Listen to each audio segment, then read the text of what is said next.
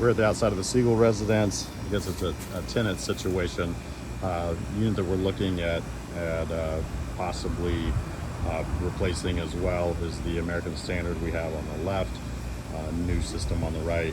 We've got some significant erosion on both of these units.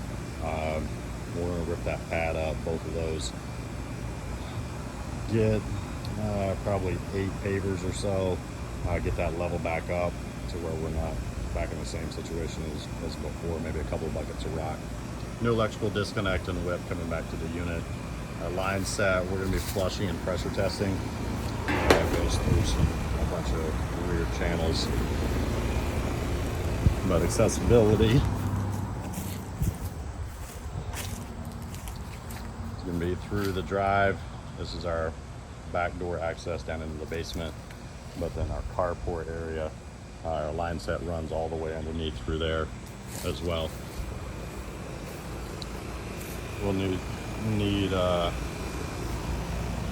all new insulation on the outside, probably about 15 feet coming back to our new unit.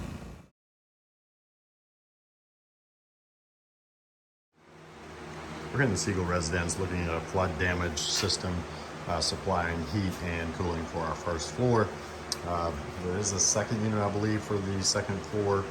Both hot water heaters were submerged in water as well from the sewage backup. Standard efficiency furnace. Flue wraps around the back side. We'll try to replace our return drop from here down. I've got the measurements off of that. Not mess with trying to repan this over. If we need to, because we do have a little bit of a space restriction on the back with our T. So we'll be replacing the T and reconnecting to both hot water tanks as well as a flue for the furnace. I can't tell if there's a flue liner in there. I mean, there's a flue liner, but it's not marked or tagged.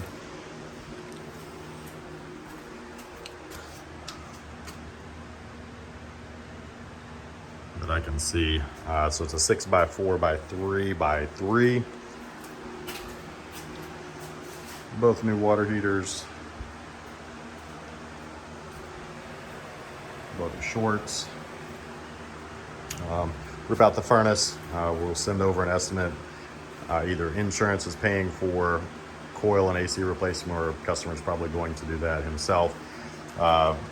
Rip our coil out, rebuild up to here. We'll redo this plenum area because once we get the furnace and coil and on a base, we're probably gonna have a little bit of tight restriction, but we can bump it over just a little bit. Actually, we'll probably do our return drop, so we may have to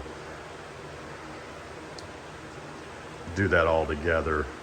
Bump our return over, disconnect this drain line here, and then bump our return and build back closer to here so that we've got enough space for a 5-inch media cabinet. And then it's going to get a little bit tricky on wrapping around to that T, but cutting this portion off and repanning up there would probably help us get more space behind, because that's what we're butting up against, is that T that comes out. Cutting that off would give us more room.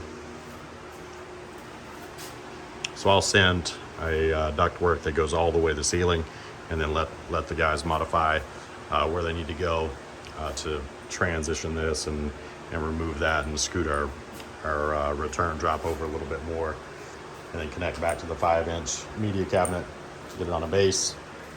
Rework our electrical, it comes down to it. Flood waters didn't touch yet. And then our gas lines, rework it, new shutoffs, unions, disconnect, expansion tanks, all that stuff for hot water heaters.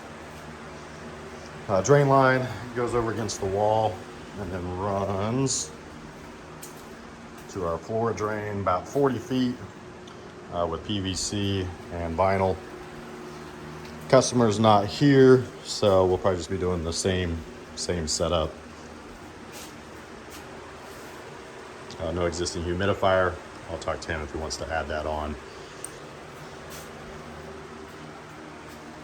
And then as far as duct work, going through insurance, I'm sure that's not going to be included, but I found we do have some gaps here on the return where it's not connected. They're sucking dirty air in from the basement. So if we could correct that, maybe throw a patch over some of these that have gaps in them, or just throw some duct tape over it. And then this one appears that it's into a board on the end. That's the only spot that I saw on a ductwork that we could fix. Take that back, there was one supply way over here. I just got some holes around it. If we could just put some seal in there to keep it from drafting down into the basement. Access, we up here, walk out, use this door for bringing in and out equipment into the backyard. And then our panel, first 4 units on the left. It's an Eden panel, it's on a double pole 30.